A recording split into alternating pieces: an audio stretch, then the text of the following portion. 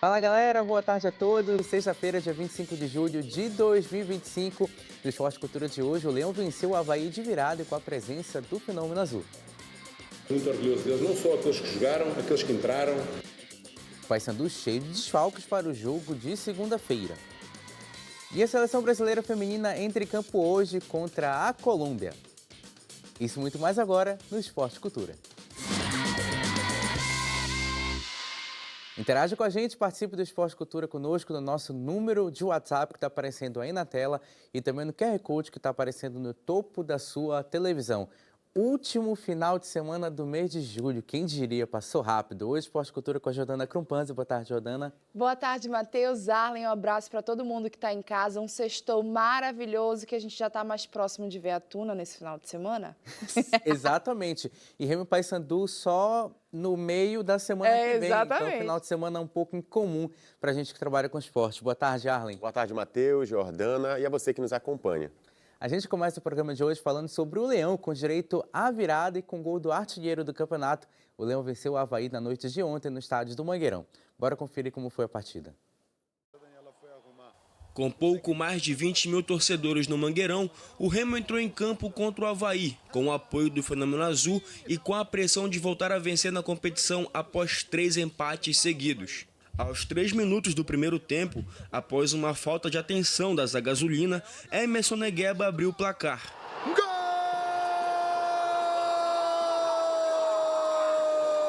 Assustado com o gol logo no começo, o Leão foi tentando se encontrar na partida e depois de algumas tentativas, o empate veio com Matheus Davó escorando de cabeça para o fundo da rede aos 28 do primeiro tempo.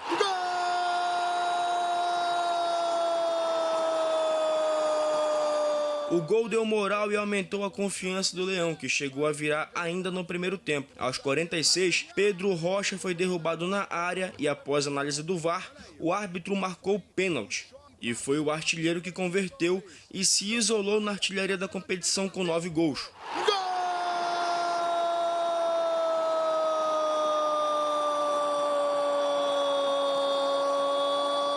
Um adendo ao que o nosso presidente falou.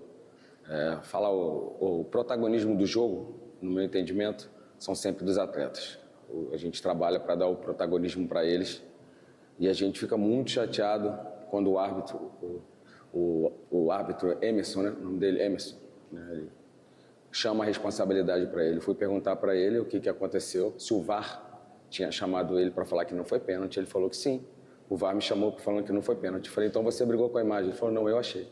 Aí a gente tem o VAR, que é uma ferramenta que nos traz para nos ajudar no futebol. Ele para, o VAR chama, ele vai lá e briga contra a imagem. No segundo tempo, a intensidade caiu e a partida ficou mais equilibrada com chances para os dois lados. O Avaí viu a situação se complicar ainda mais aos 33 do segundo tempo, quando o Jonathan Santos segurou Matheus Davó e foi expulso por ser o último homem.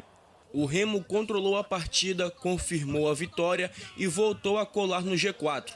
Com os 3 pontos, o Remo subiu para a 5ª posição com 29 pontos, mesma pontuação da Chapecoense que abre o G4. Mas eu acho que, acima de tudo, as minhas 2 palavras de hoje são para o torcedor, pela forma como ele esteve aqui presente e a forma como vivenciou este momento, quero que eles vivenciem muito mais momentos destes. E depois para a minha equipa, para os meus jogadores, muito orgulhoso deles, não só aqueles que jogaram, aqueles que entraram, aqueles que estiveram no banco e não entraram, aqueles que ficaram hoje de manhã e eu a dar treino a eles e que se aplicaram de uma forma àqueles que não foram relacionados e aqueles que estão no DM. Esta vitória é de todos e também do staff, que sem eles nós não temos as coisas direitinhas. Mas isto no futebol é efêmero, o sucesso. Acabou, ganhamos, mas temos que ganhar na terça, porque senão vem mais bombas aí e mísseis e nós temos que estar preparados para isso. O Remo que conseguiu a segunda vitória sob o comando técnico do Antônio Oliveira e a segunda vitória de virada. A primeira havia sido contra o Atlético, numa semana que o Remo conviveu com críticas, com algumas instabilidades, principalmente depois do jogo contra o Novo Horizontino. Saiu perdendo com um gol inacreditável logo aos 3 minutos, mas conseguiu reagir e garantir uma vitória muito importante que faz com que o Remo continue lá no bolo por essa briga para o acesso à Série A, Jordana. Uma vitória importantíssima. Eu acho que em relação às outras partidas, a gente viu um Remo com mais dinamismo, mais repertório no setor ofensivo. Acho que essa foi uma parte de evolução muito interessante. Mas ainda tem muitos pontos a se corrigir, principalmente na transição defensiva. Eu acho que o Remo está pecando muito ainda nessa parte. A gente viu o que aconteceu no primeiro gol. É um ponto que o Antônio Oliveira vai ter que trabalhar na equipe, sem dúvida. Acho que acaba sentindo falta do Reinaldo também, essa linha defensiva. Mas um clube do Remo com um repertório muito maior, num 4-3-3.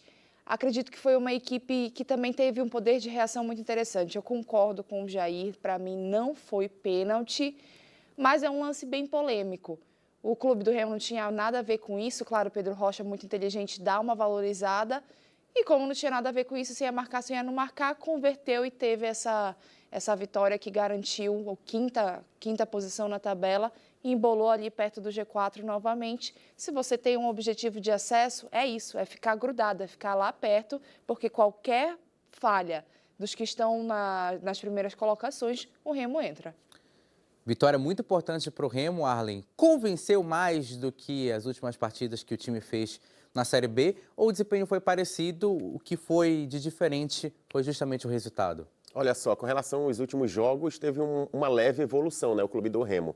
Mas o que eu quero destacar aqui é que a chegada desses novos reforços, ela traz uma certa competitividade entre os atletas. Isso é muito bom, né, porque a gente via antes os jogadores assim numa certa zona de conforto, né, e com essa chegada gerando essa competitividade, briga pela titularidade, né, e a gente viu aí os destaques de ontem, né, o Natan, né, novamente o Camutanga. Então são atletas que vão brigar por essa titularidade. Conversei ontem com o Camutanga, né, ele não sentiu ali aquela cãibra do último jogo.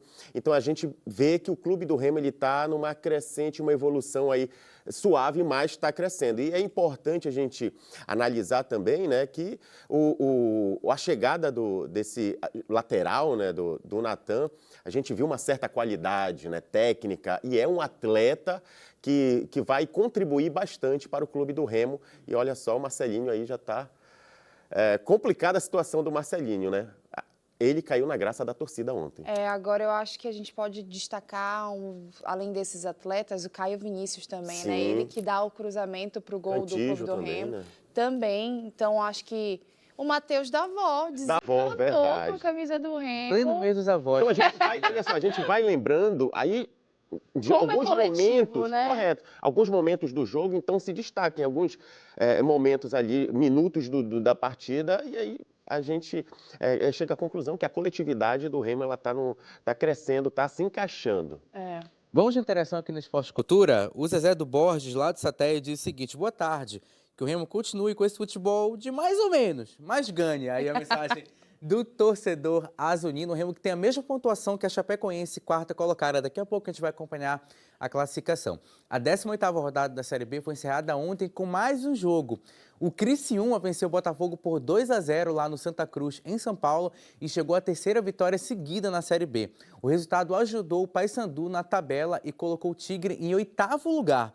O Botafogo caiu para a lanterna do campeonato. Agora a gente vai conferir os resultados da rodada que começou na terça-feira. Vamos acompanhar aí no telão os resultados da rodada. O Operário venceu o Atlético Goianiense por 3-0. O Atlético Goianiense também numa zona perigosa agora do campeonato. O Atlético Paranaense ficou no empate por 1-1 contra a Ferroviária. O Atlético empatou pela primeira vez no campeonato, 1-1 contra o Coritiba. O Vila Nova venceu o CRB por 2-0. A Chapecoense ganhou Volta Redonda por 4-2. Depois o Novo Horizontino ganhou do Goiás por 1-0. O Coritiba derrotou o América Mineiro por 3-1. O Amazonas ficou no empate por 1-1 contra o Paysandu. O Criciúma venceu o Botafogo por 2-0. E o Remo ganhou do Avaí por 2-1. Destaque para... só uma correção, o Cuiabá venceu o América por 3-1, tá? E o Criciúma foi o único visitante que venceu na rodada. Nessa ocasião, os mandantes conseguindo ter um bom aproveitamento, os visitantes nem tanto. E Paysandu ficando no empate com o Amazonas, Mas assim, do Atlético contra o Coritiba. Essa é uma crescente do Criciúma, né? Nesse momento de encaixe na Série B, que consegue ter essas vitórias, que está indo muito bem. É, na verdade, jogos como visitante. Isso é muito interessante.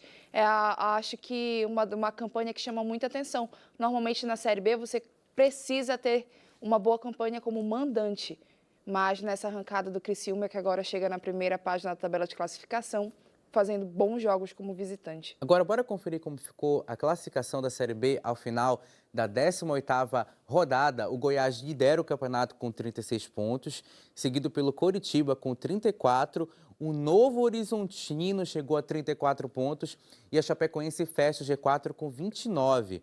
O Remo está em quinto lugar também com 29 pontos. Mas a Chapecoense tem 2 vitórias a mais que o Remo, então por isso está na frente. Lembrando que quando há empate na pontuação, o primeiro critério de desempate é o número de pontos. O Criciúma, que a gente estava falando anteriormente, foi para a oitava colocação, ficou no bolo. E o Paysandu em 16º com 4 pontos, Z4 composto por Ferroviária com 19 pontos também, Volta Redonda com 18 e o Botafogo na última colocação com 18 pontos. A rodada já começa amanhã, inclusive. Neste final de semana se encerra a fase de grupos da Série D do Campeonato Brasileiro. Já classificada, a Tuna vai em busca da liderança do grupo em jogo contra o Lanterna, o Humaitá. O jogo será no estádio do Mangueirão e a liderança pode significar uma vantagem importantíssima no mata-mata da competição. E quem falou sobre a partida foi o atacante Pedrinho. Bora conferir. Sobre o jogo contra o Humaitá, a gente está preparado, né? O professor vai passar durante a semana aí os trabalhos para a gente chegar focado para o jogo e conseguir o resultado positivo. A gente treina diariamente aí no Souza, né? A gente está invicto aqui. Isso é algo muito bom aqui dentro de casa, mas onde a gente for jogar, a gente tem que estar preparado para tentar conseguir o resultado positivo. Pedrinho, que já é uma figura carimbada no futebol paraense e também na Tuna Luso brasileira, mais uma temporada vestindo a camisa da Águia do Souza.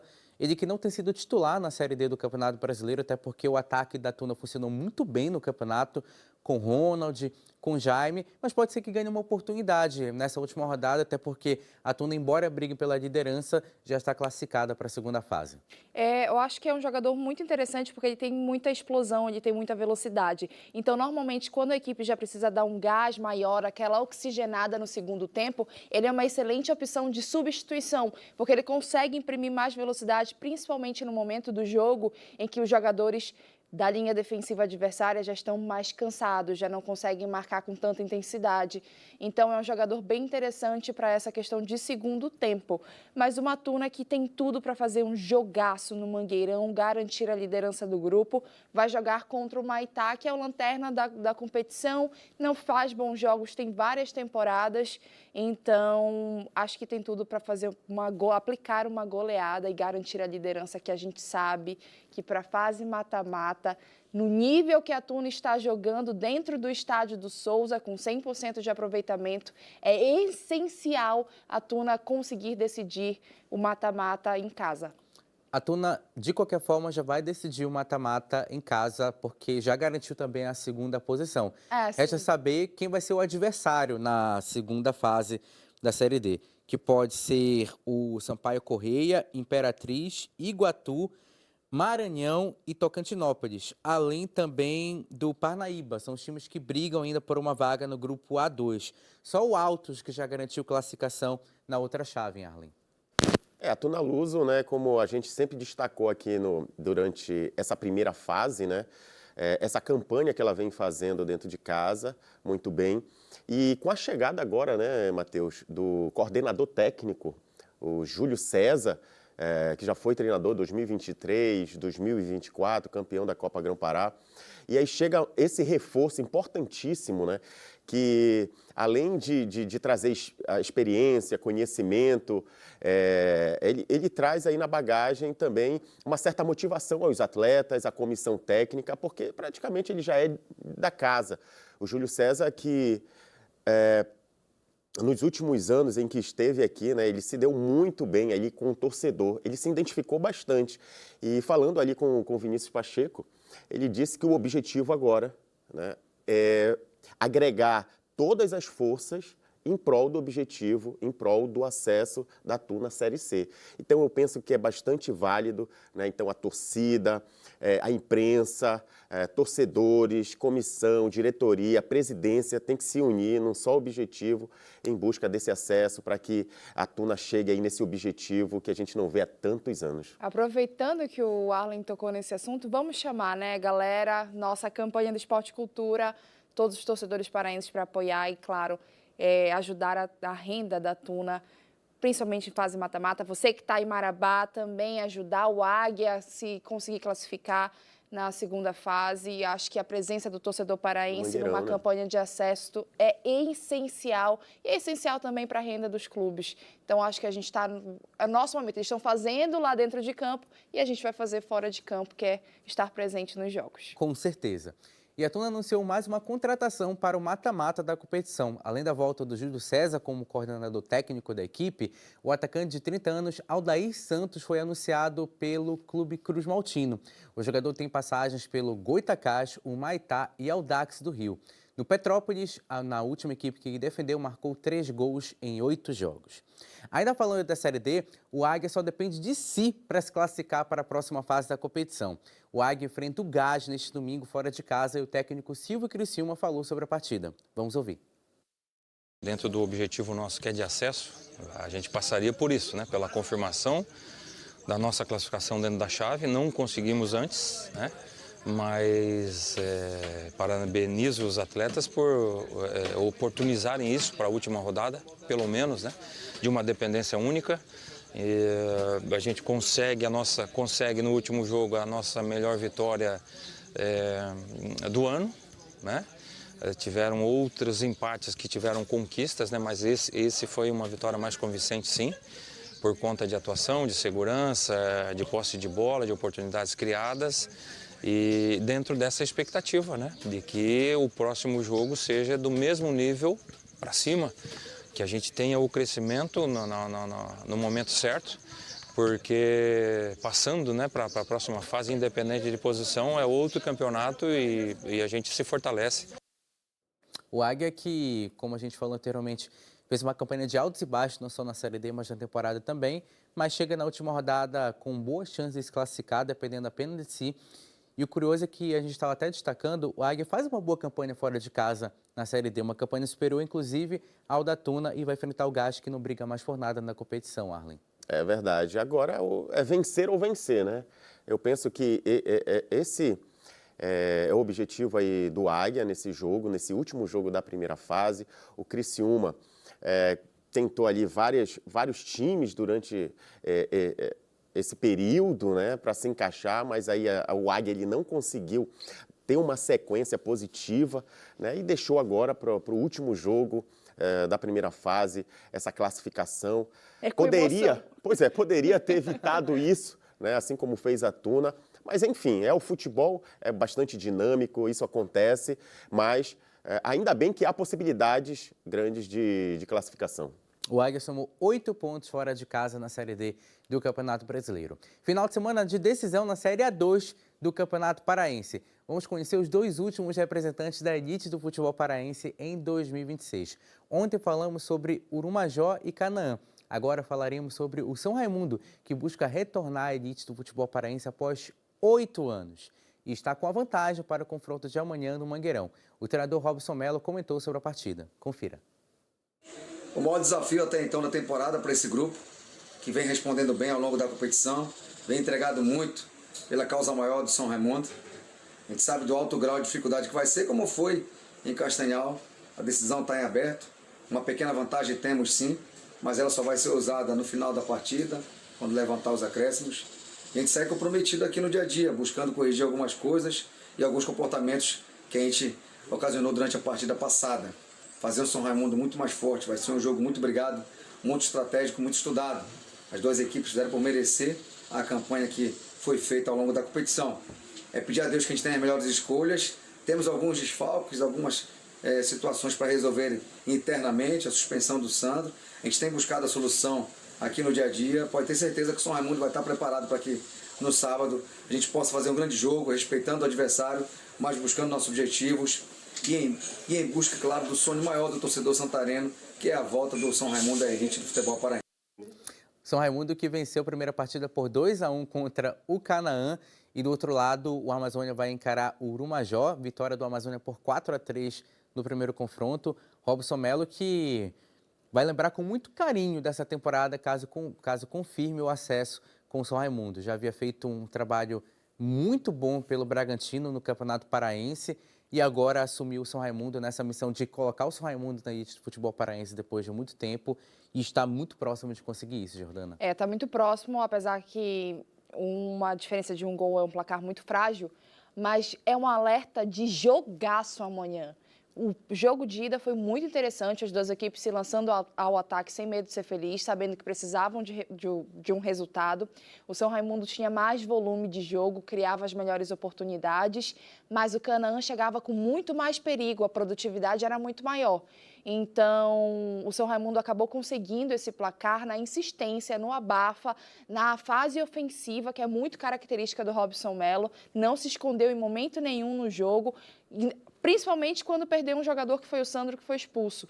Então, imagina o jogo de volta com as duas equipes querendo o acesso. A gente vai ter um jogão amanhã no Mangueirão. E lembrando que no jogo entre Urumajó e Amazônia, 4-3 para a Amazônia na primeira partida, então promessa de 2 jogões. Eu não sei, mas eu tô sentindo cheirinho de pênaltis. Pois é, e o Amazônia teve a oportunidade de deixar esse placar estendido, né? Mas aí vacilou, o Urumajó chegou ali, fez ali o terceiro. 4-1 o jogo. Pois é, fez o terceiro, então diminuiu bastante aí essa diferença, né? Agora o John Fabrício vai jogar em casa, com apoio da torcida, né? Augusto Correia, mas como a Jordana falou, assim, São Raimundo e Canaã vai ser um jogo emocionante, né? Também Urumajó e Amazônia lá em Augusto Correia promete aí grandes emoções. Aguardemos. Final de primeiro tempo aqui no Esporte Cultura, na volta a gente fala sobre o Paysandu, mas antes disso a gente vai falar um pouco a respeito dos jogos quilombolas que estão sendo realizados aqui na região do Acará, na região nordeste do estado. Olha só como a gente está acompanhando agora. Os Jogos Quilombolas movimentam o Acará, é a 14ª edição do evento que reúne 4 comunidades. Vale destacar que é um evento que movimenta muito a região, tradicionalíssimo naquela região e que vai ser realizada até este sábado. Os jogos começaram nesta quarta-feira, dia 23, e vão seguir até o sábado. É uma tradição das comunidades quilombolas do Baixo Acará, que vão reunir 4 comunidades em várias categorias, como atletismo, ciclismo, natação, vôlei, futebol de areia, futebol de campo, tênis de mesa, xadrez, dama e dominó. As comunidades que vão participar são as seguintes, que vão até o final da competição. As comunidades são Monte Alegre, São José, Trindade 1 e Trindade 3. Os jogos vão ocorrer na comunidade Trindade 1, na região de Jacarequara, Baixo Acará, até o dia 26 de julho. Boa sorte a todos os participantes. Agora sim, apito final, ou melhor, final de primeiro tempo no Esporte Cultura. Na volta a gente fala sobre o Paysandu e muito mais. Não sai daí.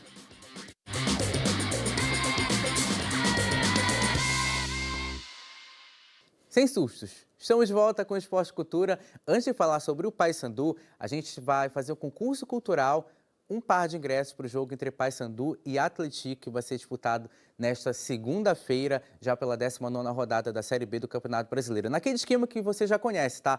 Quem acertar primeiro a resposta vai ganhar um ingresso para o jogo entre Paysandu e Atlético. Um ingresso, tá, gente? A pergunta é a seguinte, até o final do programa, tá? Qual foi o primeiro adversário que o Paysandu ganhou no Campeonato Brasileiro da Série B em 2025? A gente já deu uma dica no programa de hoje, tá? Quem tem desfalques importantes para o jogo contra o Atlético é justamente o Paysandu, que nessa segunda-feira vai encarar a equipe mineira. Sem novidades, adivinha, o volante Leandro Vilela acabou levando mais um cartão na partida contra o Amazonas e está suspenso para o confronto. Já são 9 cartões amarelos e um vermelho do capitão bicolor na competição. O outro desfalque é o jogador em ascensão, o zagueiro Joaquim Novídio, que foi expulso no jogo contra o Amazonas. E ontem o clube bicolor confirmou a lesão de Matheus Vargas, que terá que passar por uma cirurgia de reconstrução do ligamento cruzado do joelho esquerdo. Matheus está fora da temporada devido ao tempo de recuperação, que deve ser de aproximadamente 9 meses. Foi esse o lance aí que o Matheus Vargas se lesionou. LCA, lesão de ligamento cruzado anterior. Foi logo depois da defesa do Gabriel Mesquita, já nos acréscimos de segundo tempo. Aí, ó, Gabriel Mesquita faz a defesa. No rebote, o árbitro marca a falta nele e ele acaba lesionando o joelho nessa hora aí, ó. Que ele vai colocar o joelho esquerdo para apoiar o corpo. Acaba se lesionando. A gente deseja uma recuperação para o Matheus Vargas. É uma lesão muito difícil para jogador de futebol. Paysandu que vai ter esses desfalques confirmados para o jogo contra o Atlético na segunda-feira, Jordana. Acho que todo mundo sentiu a dor do Matheus quando a gente reviu o lance. São desfalques importantes. O Leandro Vilela, para mim, é um dos melhores volantes do Paysandu. Acho que tem não é unanimidade isso entre a torcida, tem torcedor que gosta, tem torcedor que não gosta. Eu acho que ele acaba sendo muito importante para ser um volante de contenção, de marcação mesmo. O Matheus Vargas vai acabar perdendo a temporada, não tem jeito, o tempo de recuperação é muito longo. E o segundo era o Novilho, mas eu acho que o Paysandu está muito bem servido de zaga. Tem o Thalisson, tem o Maurício Antônio, tem o Thiago Heleno, Luan Freitas. Então, acho que não vai sentir tanto assim, apesar de ser um excelente momento na temporada para o jogador. De qualquer forma, é um jogo muito difícil, mas para acalmar o seu coração, torcedor bicolor, o Claudinei Oliveira ele tem uma experiência muito grande em trabalhar com um elenco limitado. Então, eu continuo colocando um otimismo muito grande no Paysandu para essa partida. O que aumenta também a necessidade, Arlen, do Paysandu ir ao mercado com a lesão do Matheus Vargas, que era um dos jogadores mais utilizados pelo Paysandu na temporada. Nesse momento não era titular no time, mas até ele sofrer uma lesão anterior, era um dos jogadores que havia sido mais utilizados no ano de 2025. Só que existe a questão do transfer ban, que o Paysandu ainda não conseguiu solucionar. E agora vai ter esses desfalques para a partida contra o Atlético. Qual desses nomes tu acreditas que pode fazer mais falta para o Paysandu? Olha, ambos são importantíssimos, né? Mas aí o Vilela, ele, devido a essa vontade, né? Ali no setor defensivo, ele acaba ultrapassando o limite ali da força e pegando aí esses cartões, né? Desnecessários, assim, em determinados momentos, mas...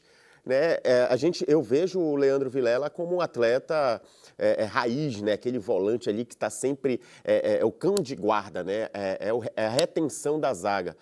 Então, por esse estilo de jogo dele, ele é intitulado indisciplinado, né, por levar vários cartões. Mas eu penso que tem que...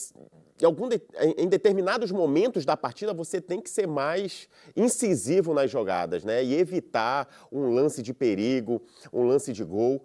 E é isso, né? Que o Leandro Vilela ele vai fazer falta, assim como o Vargas também, né? Que estava indo muito bem aí no Paysandu, e a gente lamenta bastante essa lesão, né? Porque aí são meses fora de campo, de cirurgia, recuperação, e a gente sabe da dificuldade que é para você se recuperar, e é a profissão do atleta, né? Enfim, eu penso que 2 atletas fundamentais no Paysandu que vão fazer falta. O Edinho, por exemplo, também sofreu uma lesão parecida no ano passado e não voltou a jogar, por exemplo, segue no Paysandu. E a seleção brasileira feminina vai entrar em campo hoje. Já classificada na Copa América, o Brasil vai enfrentar a Colômbia em busca da liderança do Grupo P. A bola vai rolar às 9 horas da noite no estádio Banco Guayaquil, no Equador. Lembrando que esse jogo você vai curtir na tela da TV Cultura. E com apenas 20 anos, a atacante Johnson, cria do Corinthians, falou sobre o momento da seleção. Bora ouvir. Vou ser bem sincera, por enquanto eu não estou pensando no mata-mata, no Corinthians. Eu estou mais focada aqui para nós conseguir ir para a final, né? Com certeza a gente vai, se Deus quiser. Erguei a taça, minha primeira taça com o profissional do Brasil. Muito feliz. A atacante Johnson, que conviveu com algumas lesões, agora voltou à seleção brasileira, jogadora do Corinthians, explicou a origem do apelido, que um treinador colocou. Johnson ficou, geralmente alguns apelidos têm histórias assim mesmo. De qualquer forma, a seleção brasileira enfrenta a Colômbia, que dá para dizer que dos times sul-americanos, das seleções sul-americanas, é uma que está no patamar mais próximo da seleção brasileira, Jordana. Sim, eu acho que a seleção da Colômbia teve uma evolução muito interessante desde a última Copa do Mundo, para mim, tanto a feminina quanto a masculina. Acho que é um adversário muito interessante para o Arthur Elias nesse momento. Claro que você ganhando de goleada, com a seleção do jeito que está, ganhou de 6-0 com o time reserva. Isso pode até passar uma questão de ilusão, de repente, se você não tiver alguns problemas e não conseguir corrigir. Quando você pega um adversário com nível mais alto, agora sim vai ser uma prova de fogo, agora a seleção vai sentir um pouco mais, mas um jogo muito interessante, eu estou completamente confiante na seleção brasileira feminina, uma seleção extremamente coletiva, com destaques individuais, como a Duda Sampaio, que a gente falou ontem, é uma seleção muito nova também, então acredito que temos um jogão com a seleção classificada em busca da liderança. E se tá bom na fase de grupos, meus amigos, na fase mata-mata vem melhor ainda, porque o Arthur Elias é copeiro. Exatamente. Olha, a gente já tem aqui o vencedor do ingresso para o jogo do Paysandu contra o Atlético, é o João Marcos. Paysandu 1, Botafogo de São Paulo 0, gol marcado inclusive pelo Leandro Vilela. Essa foi a primeira vitória do Paysandu na Série B do Campeonato Brasileiro, na estreia também do treinador Claudinei Oliveira lá na Curuzu. Parabéns, e daqui a pouco a nossa equipe vai entrar em contato com você, João, para poder você ter acesso a esse ingresso, beleza? Agora a gente fala da Liga das Nações de vôlei feminino. O Brasil venceu a Alemanha e se classificou para a semifinal da competição. A seleção venceu o jogo por 3-0, com passagem 25-19, 26-24 e 25-14. Agora as brasileiras vão encarar o Japão nas semifinais neste sábado. Apito final aqui no Esporte Cultura. Obrigado, Jordana. Obrigado, Arlen. A todos que nos acompanharam até agora. Bom final de semana a todos. Se você tiver consciência, Pará. Tchau.